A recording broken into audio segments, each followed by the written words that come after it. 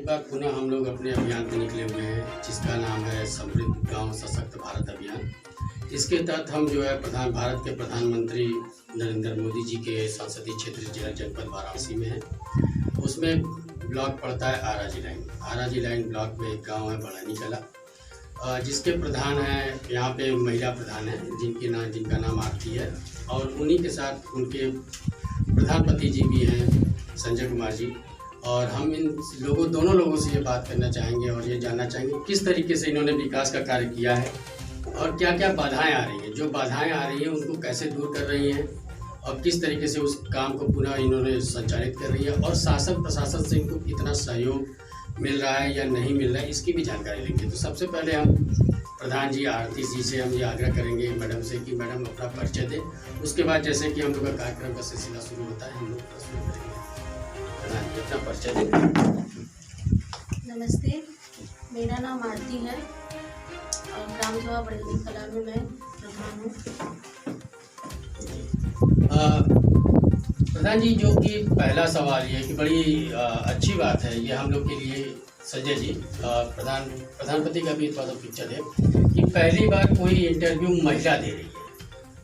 जो महिला प्रधान होती हैं वो लोग इंटरव्यू नहीं देती, उनके हस्बैंड या प्रतिनिधि या बेटे लोग देते हैं। ये बड़ा ही सुखद बात है कि आपके माध्यम से आप इतने जागरूक हैं कि अपने पत्नी को आप जो है पॉलिटिक्स में ले आए और समाज के विकास के कार्यों में इनका सहयोग ले रहे हैं।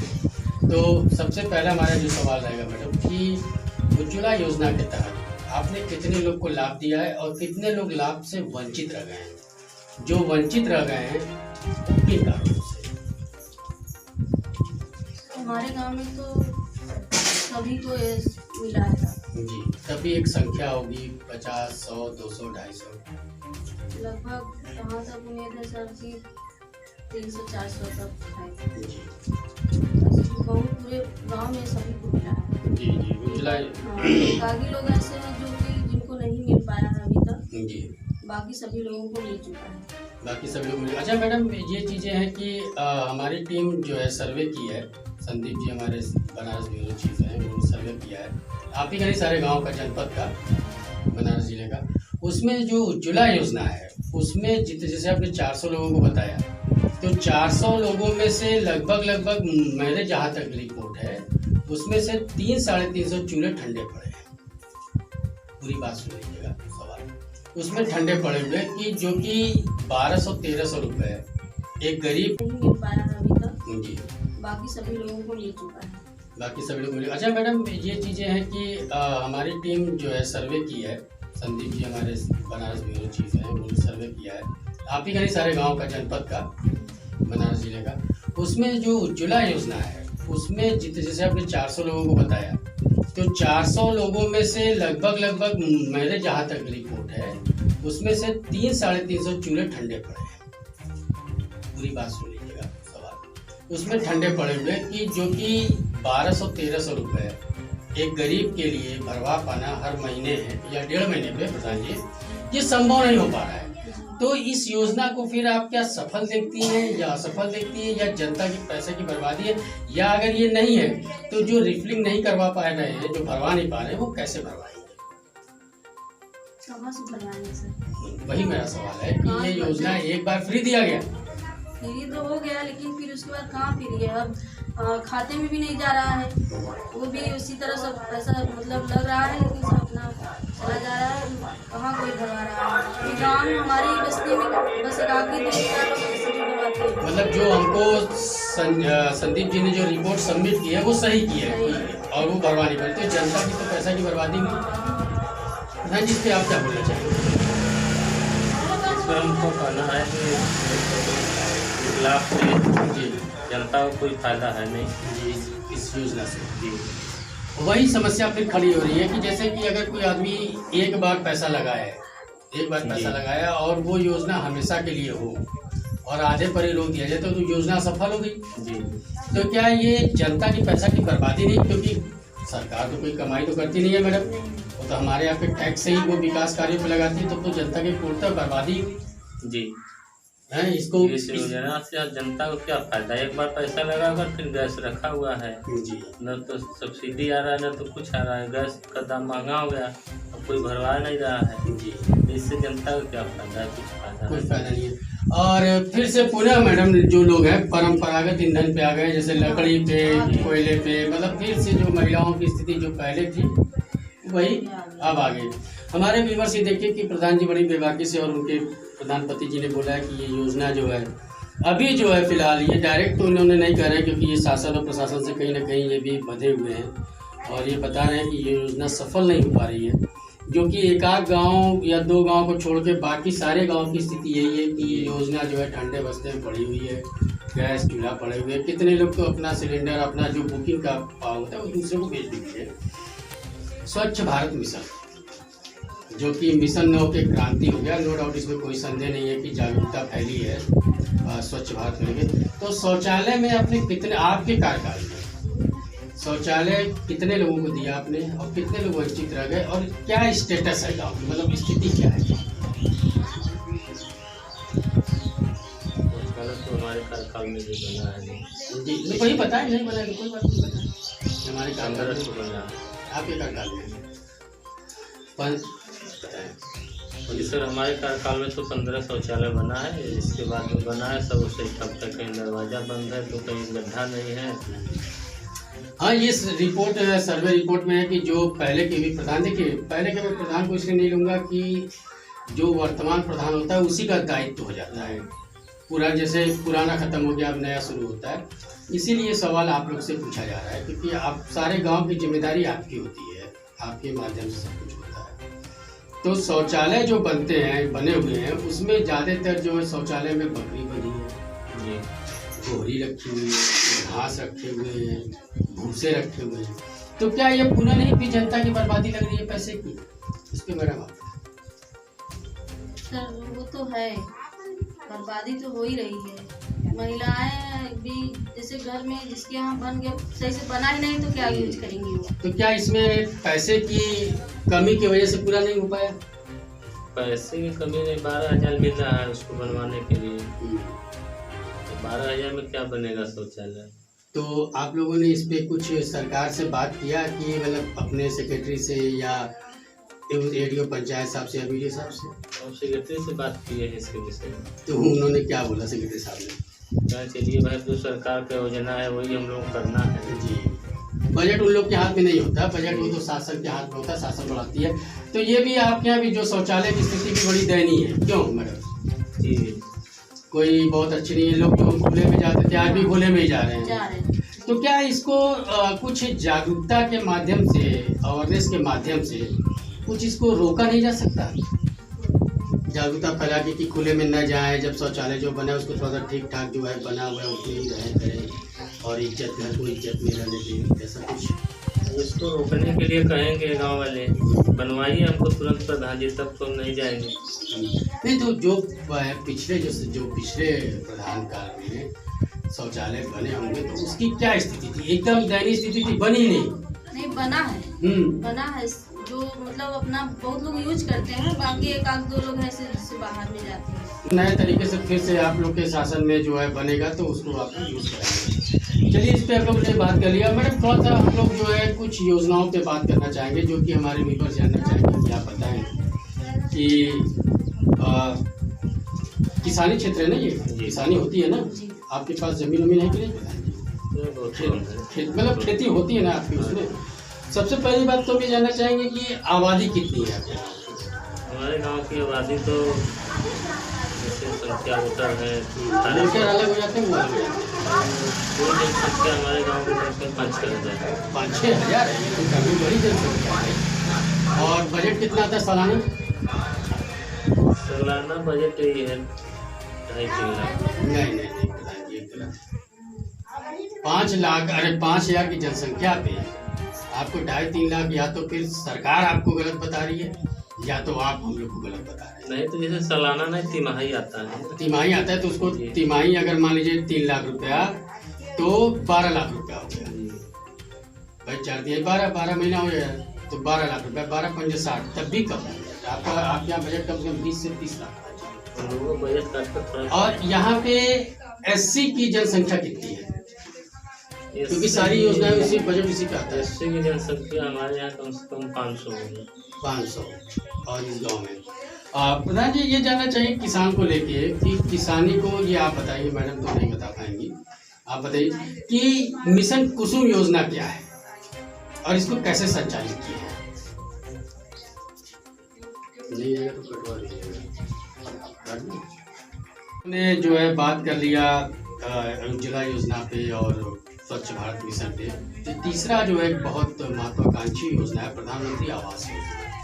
शायद हम लोग उस प्रधानमंत्री आवास योजना के तहत ही बैठे हुए भी हैं। थोड़ा सा हम अपने संदीप जी से बोले दिखाएं, अभी अर्धनिर्मित है, बजट का अभाव है, आधा रुका हुआ है।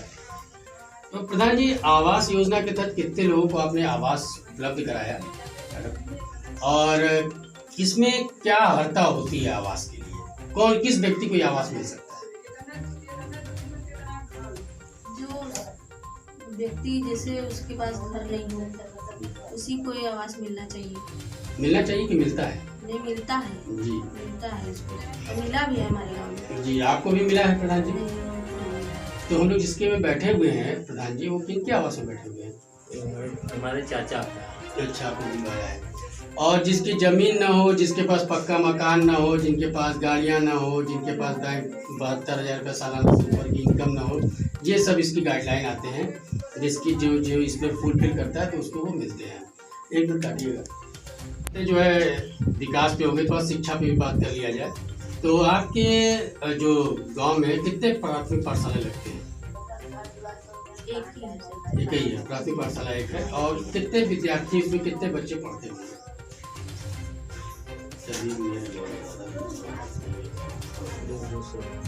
150 से 200 बच्चे पढ़ते हैं।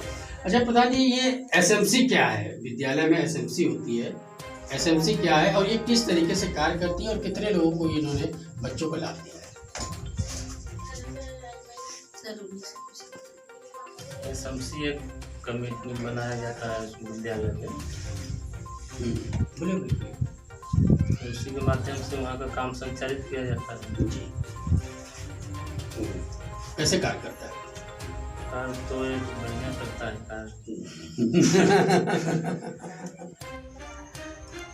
तो प्रधान जी विद्यालय में आप जो है मिड डे मील देखते हैं, तो मिड डे मील के तहत जो है आप क्या सोमवार को क्या देते हैं? सोमवार को फल देते हैं। जी और फल में क्या देते हैं? फल में केला हो गया, सेब हो गया, ऐसे। अरे वेरी गुड।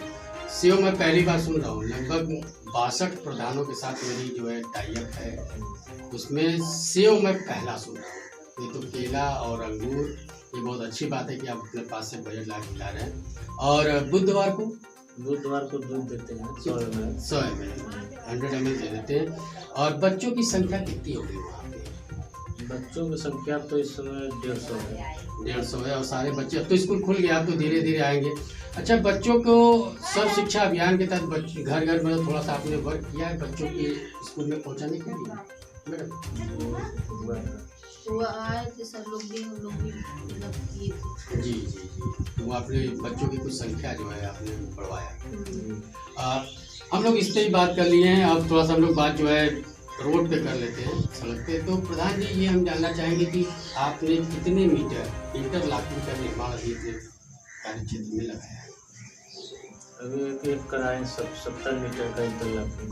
जी और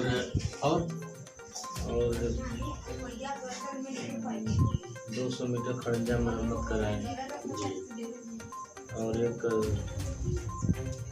60 मीटर इंटरलॉकिंग कराए। 60 मीटर इंटरलॉकिंग मतलब 200-250 मीटर इंटरलॉकिंग है और 100 मीटर के लगभग खड़ंजे का आपने निर्माण करवाया है और अभी करवाना बाकी है। स्कूल में टाइल्स लगवाए हैं। जी ये तो बहुत जरूरी है। और आंगनबाड़ी में भी टाइल्स लगवाए। Very good very good. प्रधान जी रीबोरिंग आपने जो है कितना करवाया है? रीबोरिंग तो अगले साल में 10 करवाए थे। जी उसके स्क्रैप निकलते हैं जी। उस स्क्रैप का आप क्या करते हैं?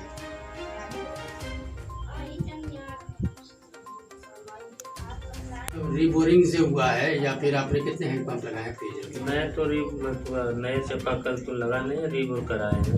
जो पुराना भ्रष्ट हो जाता है उसी को रिबोर करा कर हम लोग जी। फिर से उसको सही करा देते हैं। सिंचाई के लिए आपने ग्रामीण किसानों के लिए सिंचाई के लिए आपने क्या व्यवस्था की?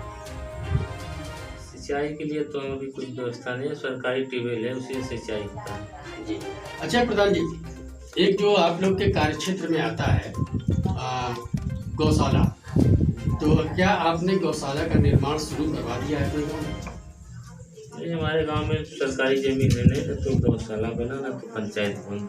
अच्छा, पंचायत भवन में तो पंचायत कहाँ होती है? गांव की पंचायत जो होती है वो कहाँ पे होती है? ये गांव का पंचायत या विद्यालय पर होगा या तो आंगनबाड़ी। आंगनबाड़ी पर होता है। अच्छा, क्या शौचालय ये आपके पंचायत भवन न बनने के कारण क्या है? पंचायत भवन न बनने का कारण ये है कि जमीन नहीं मिल रहा है, इसी तरह। यहाँ पे जीएस की जमीन नहीं है? नहीं। लेकिन हमको तो डाटा मिला हुआ है कि यहाँ पे जीएस की जमीन पहले थी और उस पर काफी हो चुके हैं, लोग कब्जा कर चुके हैं। उसको अगला प्रधानी में सब लोग अपना आवंटन कर दिए। जी। इसी से प्रॉब्लम नहीं समझ रहा। हम कोशिश किए एक बार जी। लेकिन नहीं हो पाया। जी उसका दूसरा प्रावधान बना रहे हैं बनवाने के लिए पंचायत में। जी जी। जमीन प्रधान जी, जो कि महिला यहाँ पे वो है प्रधान है, तो महिलाओं के उत्थान के लिए मैडम आप बताइएगा, महिलाओं के उत्थान के लिए जिसको हम महिला सशक्तिकरण कर सकते हैं, उसके तहत आपने महिलाओं को क्या किया? महिलाओं को यही सही मतलब कि कैसे का काम करना है, कैसे शिक्षा को लेके कुछ आपने किया महिलाओं की? हाँ, शिक्षा उनको मतलब हम बताते हैं, समूह में हैं तो अपना लेके चलते हैं उनको। जी। समूह के माध्यम से एसएसजी होता है सेल्फ हेल्प ग्रुप, स्वयं सहायता समूह। तो एसएसजी के माध्यम से अपने गांव की कितनी महिलाओं को आपने रोजगार उपलब्ध कराया है? हमारे अपने गांव में कम से कम 4-5 लोग हैं। 4-5 लोग। और समूह 12 लोगों का होता है, तो और भी समूह का निर्माण हो रहा है कि बस केवल? नहीं हो रहा है, हमारे बड़ेनी कला में 22-23 समूह चला है। जी। तो उस समूह में आप एक सदस्य है कि कुछ उसमें एक मंडल कोऑर्डिनेटर भी होती हैं और समूह कोषाध्यक्ष हैं? उसमें एक कोषाध्यक्ष, एक सेक्रेटरी, एक अध्यक्ष होते हैं। तो ब्लॉक से आपको या आईएसबी जो होते हैं जो पूरा देखते हैं, तो उधर से कोई सहयोग आपको मिल रहा है बैंक की तरफ से और आईएसबी की तरफ से?